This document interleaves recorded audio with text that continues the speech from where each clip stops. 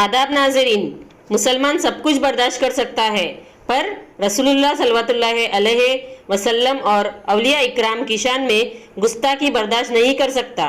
जी हाँ, TV news 18 का anchor Amit Shah Devgan ने ख्वाजा गरीबुन नवाज की शान में गुस्ताखी की थी। इस बात से मुसलमानों को दिलों को ठेस पहुंची।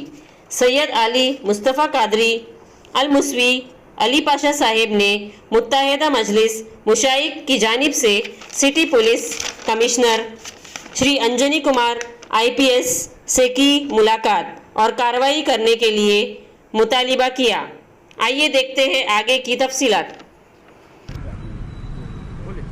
मोहतरम नाज़रीन, मुल्क के हालात आपकी निगाहों के सामने हैं। आए दिन किसी न किसी बहाने से मुसलमानों को हदफ निशान बनाया जा रहा है, उन जुर्मों का कसूरवार ठहराया जा रहा है जो मुसलमानों ने किए ही नहीं।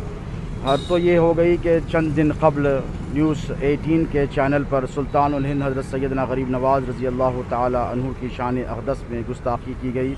मीडिया की जानिब से ऐसे कलिमात अदा किए गए जिसके बयान करने से क़ासिर है। यकीनन 20 करोड़ हिंदुस्तानी मुसलमान ही नहीं बल्कि सारी दुनिया के मुसलमानों के जज्बात मजरूह हुए हैं। पता ये चला है कि अमीश देवगन नामी जर्नलिस्ट जो जर्नलिज़म से कुछ ताल्लुक़ ही नहीं रखता और जिसे जर्नलिज़म की कोई सूझबूझ ही नहीं है, उसने हज़रत सैयदना गरीब नवाज़ रज़ी अल्लाह ताला अन्हु की शान में ऐसी गुस्ताखी की है कि हमारे जज्बात मजरूह हो गए हैं।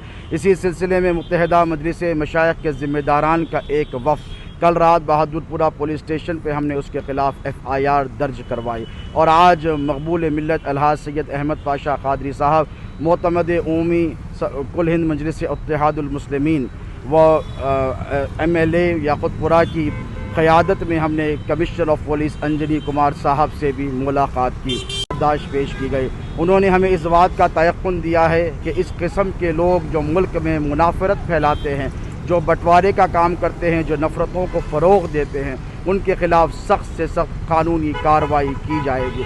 यकीनन की जानी भी चाहिए, क्योंकि ऐसे हालात में कोविड-19 से जूझती हुई दुनिया, जब इंसानियत एक दूसरे से इत्तेहाद करने के लिए कोशा है, हम सब का मसला फ़िलहाल इंसानी ज़िंदगियों को बचाना है। पता नहीं कि कैसे लोगों को जर्नलिस्ट की कुर्सी दे दी गई है और नेशनल टेलीविज़न चैनल्स पर उनको बिठा दिया गया है। वो जब चाहे जिसकी चाहे इज़्ज़तों को उछालते हैं। मुसलमान याद रखें कि सब कुछ बर्दाश्त कर सकता है, हम मज़ालिम तकालीफ बर्दाश्त कर सकते हैं, लेकिन हमारी गीरत ईमानी हमको ये इजाज़त नहीं देती कि इस्लाम की नामूस पर, मोहम्मद अरबी सल्लल्लाहु अलैहि वसल्लम की इज़्ज़त मुबारका पर या औलिया अल्लाह की शान अक़दस में गुस्ताखियाँ की जाए।